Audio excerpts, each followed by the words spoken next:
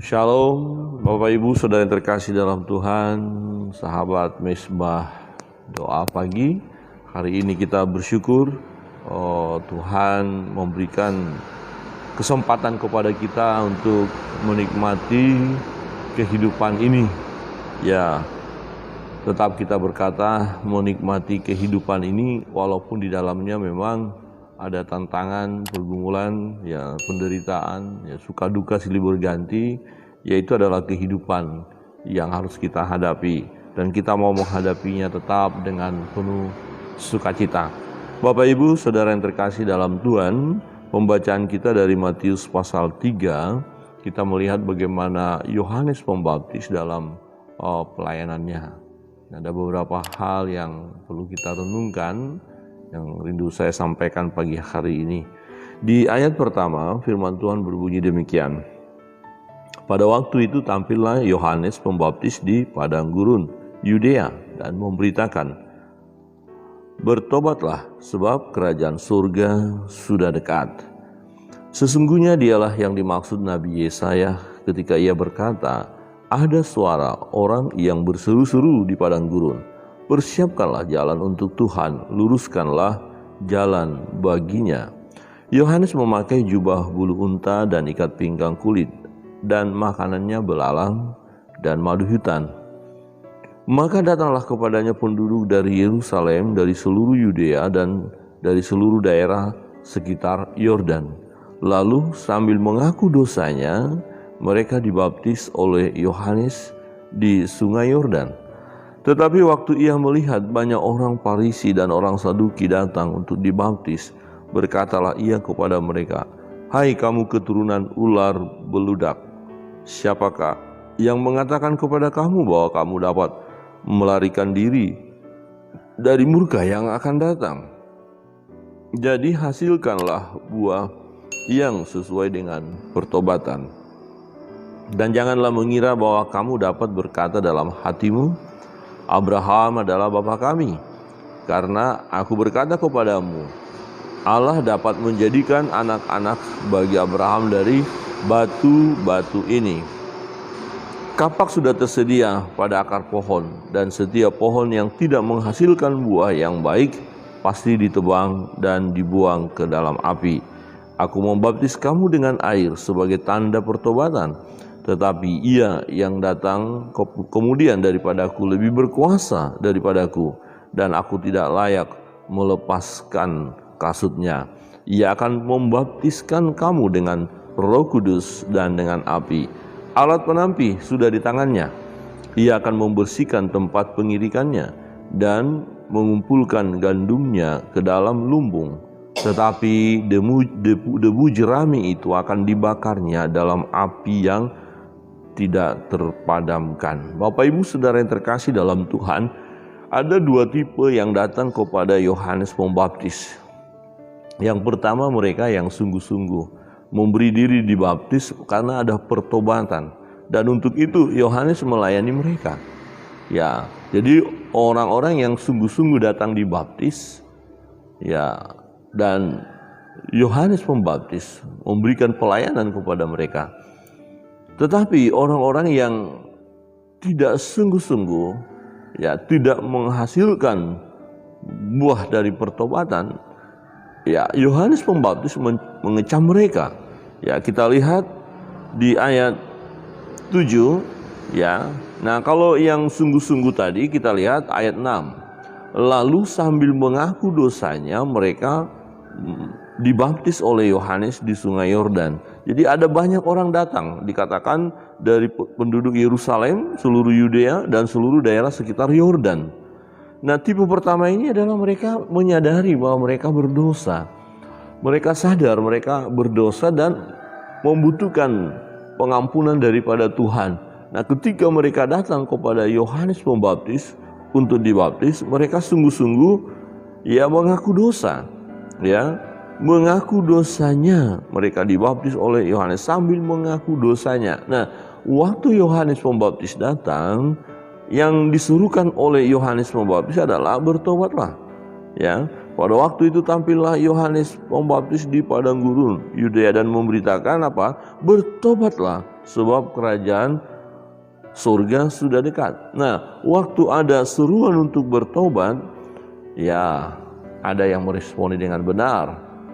Ya, mereka mendengarkan firman itu, mendengarkan seruan daripada Yohanes Pembaptis dan mereka datang ke Sungai Yordan untuk dibaptis. Dan yang menarik adalah tidak hanya sekedar dibaptis, tapi mereka mengakui dosa-dosa mereka. Jadi Yohanes Pembaptis pun membaptis mereka. Ya, dan hal ini adalah yang baik tentunya. Jadi dibaptis dengan pengakuan akan dosa-dosa kita. Nah, kalau konteks kita sekarang adalah kalau ketika kita hendak dibaptis, ya harus ada pengakuan kita ya kepada Yesus, bahwa kita menerima Yesus sebagai Tuhan dan Juru Selamat kita secara pribadi, dan kita mengaku dosa-dosa kita. Ya, sebab upah dosa adalah maut ya. Jadi harus ada penyelesaian. Nah, menyelesaikan dosa itu ya hanya oleh darah Yesus. Darah Yesuslah yang membasuh segala dosa umat manusia, yaitu manusia yang datang kepada Tuhan, yang percaya kepada Yesus. Jadi ketika kita dibaptis, ya harus ada pengakuan kita bahwa Yesus Kristus adalah Tuhan dan Juru Selamat kita secara pribadi, dan kita mengakui dosa-dosa kita. Nah, maka yang kita lakukan itu adalah hal yang baik dan benar. Tetapi yang kedua adalah tipe yang tidak sungguh-sungguh. Maka Yohanes Pembaptis mengecam mereka di ayat 7. Tetapi waktu ia melihat banyak orang Farisi dan orang Saduki datang untuk dibaptis, berkatalah ia kepada mereka, "Hai kamu keturunan ular beludak." Wah, ini keras sekali ya. "Hei kamu keturunan ular beludak." Ya, ular beludak ya, kalau kita udah bicara tentang ular apa cerdik ya. Cerdik ya, menipu ya, pura-pura ya. Ular beludak juga ya, ganas juga ya. Ular itu kan menakutkan ya, mematikan juga ya. Dan dikatakan, "Hai kamu keturunan ular beludak." Ya, siapakah yang mengatakan kepada kamu bahwa kamu dapat melarikan diri dari murka yang akan datang? Jadi rupanya orang-orang ini adalah ya, orang-orang yang akan dimurkai oleh Allah. Bukan karena Allah mempersiapkan mereka untuk dimurkai, bukan. Karena memang orang-orang ini yang tidak mau bertobat.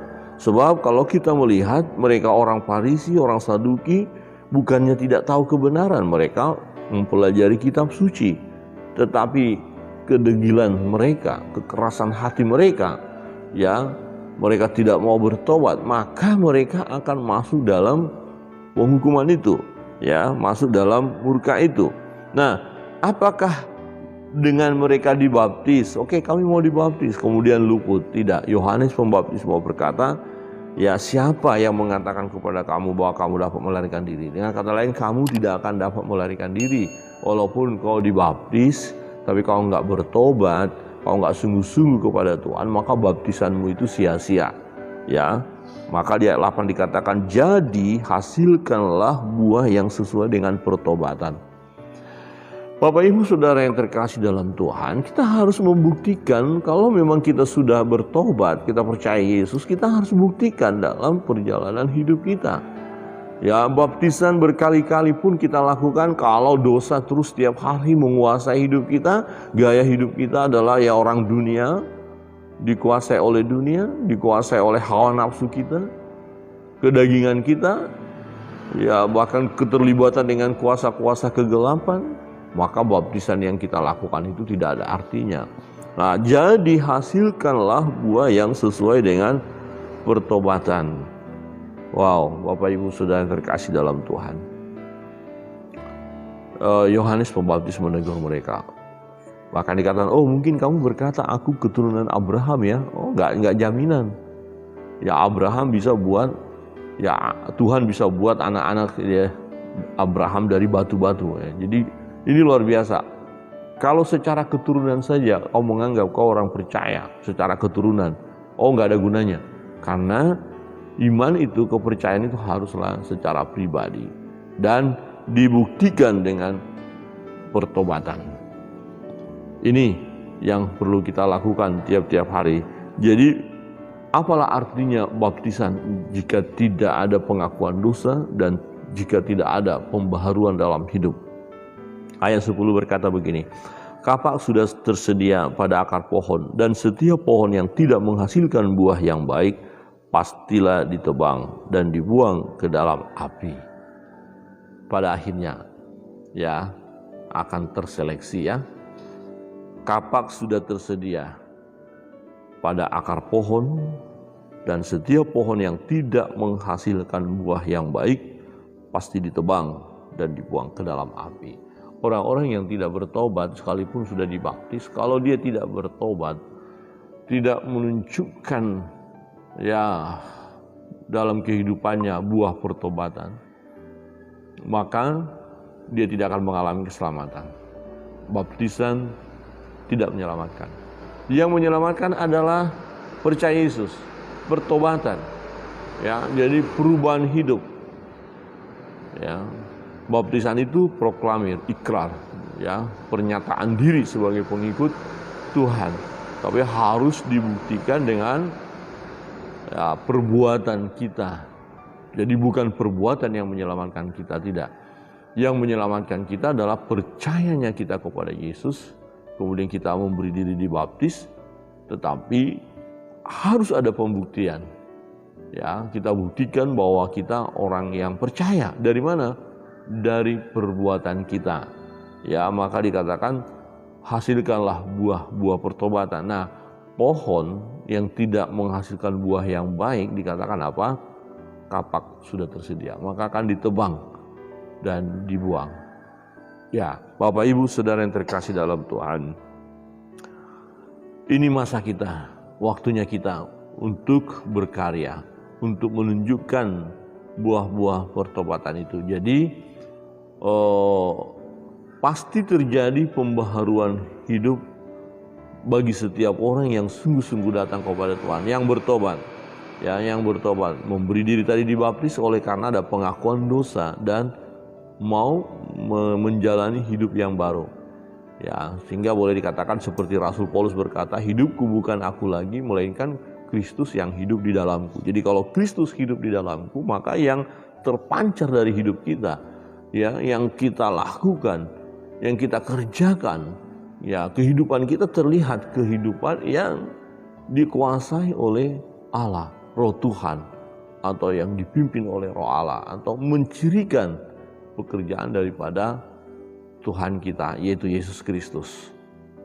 Ya, jadi Bapak Ibu Saudara yang terkasih dalam Tuhan, pada pagi hari ini kita diingatkan oleh kebenaran firman Tuhan. Yang pertama, ya, kita memang harus sungguh-sungguh membuktikan pertobatan kita dari perbuatan kita, ya. Dan hal yang kedua, ya, baptisan itu tidak menyelamatkan. Tidak ada artinya dibaptis jika tidak diikuti dengan pertobatan, ya. Jadi tidak bisa kita merasa kalau sudah dibaptis berarti selesai, aman, nyaman, pasti masuk surga. Tidak. Ya, baptisan tidak menyelamatkan. Yang menyelamatkan adalah percayanya kita kepada Yesus dan kita buktikan dari perbuatan kita. Pohon yang tidak menghasilkan buah yang baik akan ditebang dan dibuang ke api. Kiranya Tuhan Yesus memberkati kita. Mari kita masuk dalam doa-doa kita. Kita praktekkanlah hidup yang sesuai dengan firman Allah. Jadikanlah kita, ya, pohon yang menghasilkan buah yang baik. Kita naikkan satu.